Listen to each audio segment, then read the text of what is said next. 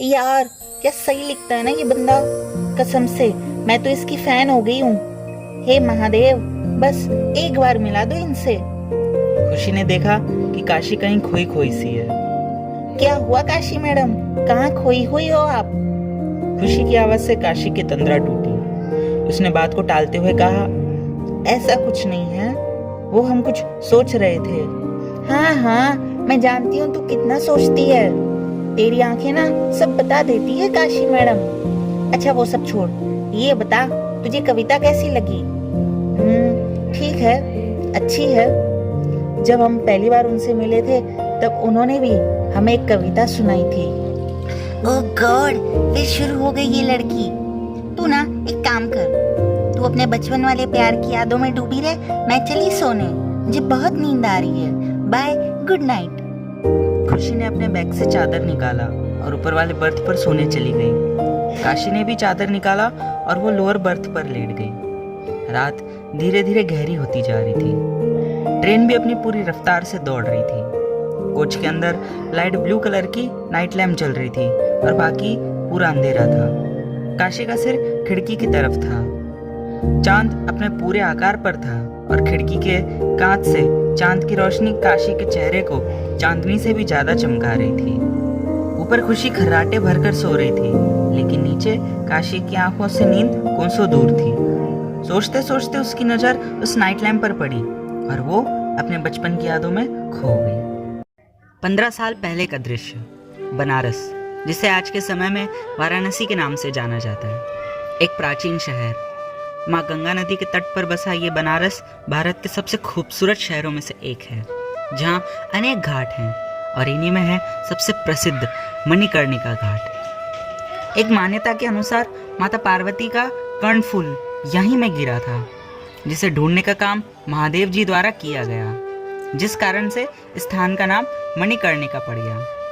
एक दूसरी मान्यता के अनुसार महादेव जी द्वारा माता सती के पार्थिव शरीर का अग्नि संस्कार यहीं किया गया था, जिस कारण से इसे महाशमशान भी कहते हैं। यहाँ आकर मन को एक सुकून मिलता है और यकीन हो जाता है कि जीवन का अंतिम सत्य यही है, मृत्यु। मंदिर से कुछ ही दूर लगभग 12-13 साल का एक लड़का अपने माता पिता के साथ घाट पर ही बैठा था। उस लड़के के साथ उसका एक दोस्त भी था, जिसका नाम है विनेंद्र कुमार, जिसे सब प्यार से विनय या विनु कहकर बुलाते हैं। घाट की सीढ़ियों पर कुछ बच्चे खेल रहे थे। उन्हें देखकर विनु ने अपने दोस्त से कहा, माही, चलना, हम वहाँ नीचे जाके खेलते हैं, बहुत बच्चे खेल रहे हैं वहाँ पर। महेंद्र प्रताप राजपूत उस लड़के का नाम था, जिसे प्यार से सब माही कहकर बुलाते थे। माही ने विनु को रोकते हुए कहा, विनु, पानी बहुत गहरा होगा वहाँ का, अगर हम खेलते हुए फिसल गए तो सीधा पानी में गिर जाएंगे। अरे कुछ नहीं होगा माही, हम सावधानी से खेलेंगे, प्लीज चलना। विनु ने इतने प्यार से कहा कि माही उसे मना नहीं कर पाया। उसने विनु से कहा, अच्छा ठीक है, हम माँ को बताकर आते हैं, उसके बाद खेलने जाएंगे, ठीक है? इतना कहकर माही मंदिर के बाहर प्रांगण में बैठी अपनी माँ से नीचे खेलने जाने के लिए परमिशन मांगने चला गया। पीछे से वीनू ने उसे रोकते हुए कहा, माही रुको, मैं भी आता हूँ। इतना कहकर दोनों मंदिर की ओर चले जाते हैं। मंदिर प्रांगण में बैठी माही की माँ मंदिर के आसपास के नज़ारों को देख रही थी। माही और वीनू वहां पहुंच गए। माँ, हम वहाँ नीचे खेलने जाएं प्लीज, वीनू की बड़ी इच्छा है। माही ने मासूम सा चेहरा बनाकर कहा। माही की माँ यानी कि मेवाड़ की महारानी चंद्रकला राजपूत, उन्होंने माही को समझाते हुए कहा, माही बेटा, आप दोनों यहीं पर खेलिए, वहाँ नीचे आप फिसल के पानी में गिर जाओगे। माँ प्लीज। बेटा, माही की माँ आगे कुछ बोल पाती इससे पहले माही के पिता, या यूं कहिए महाराज रमेश चंद्र राजपूत जी ने उन्हें रोकते हुए कहा, अरे चंदा जी, आप खामखा चिंता कर रही हैं। यदि बच्चों की नीचे खेलने जाने की इच्छा है तो उन्हें जाने दीजिए, उन्हें कुछ नहीं होगा। और वैसे भी सीताराम जी भी तो हैं उनके साथ। चंदा ने गहरी सांस ली और कहा, ठीक है महाराज, जैसा आप कहें। अरे सीताराम जी, अठे पधारिए। जी महारानी साहब, आयो। सीताराम जी ने कहा और महाराजा और महारानी के सामने हाजिर हो गए। सीताराम जी मेवाड़ राज्य के प्रधान सेनापति थे। राजपूतों जैसी मूछें और सिर पर राजस्थानी पगड़ी। स्वभाव से बेहद ही सरल लेकिन गुस्सैल थे।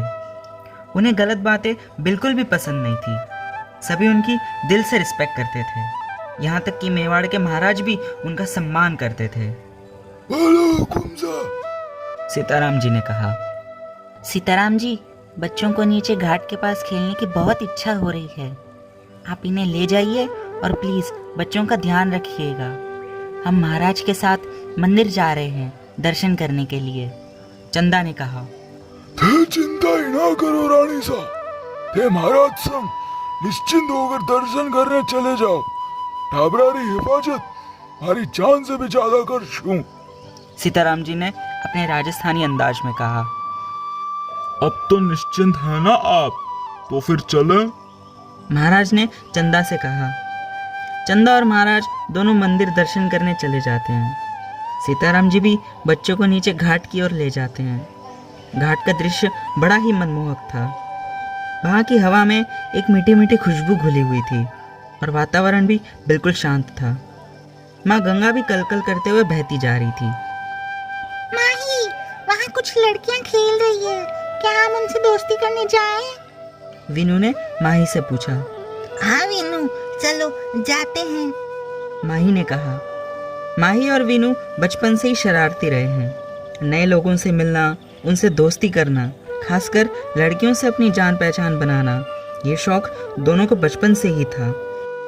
अरे माही, विनू, बेटा थे दोनों बटे कटे जा रही हो, अटे खेलो, रानी रो हुकुम है। सीताराम जी ने बच्चों को रोकते हुए कहा, लेकिन बच्चे कहाँ किसी की सुनने वाले थे। सीतू काका, माँ का हुक्म आपके लिए है, हमारे लिए नहीं। माही ने मस्ती भरे अंदाज में सीताराम जी से कहा। वो प्यार से उन्हें सीतू काका कहकर बुलाता था। माही और विनय सीताराम जी का हाथ छुड़ा के वहाँ से भाग जाते हैं और उन लड़कियों के ग्रुप के पास चले जाते हैं।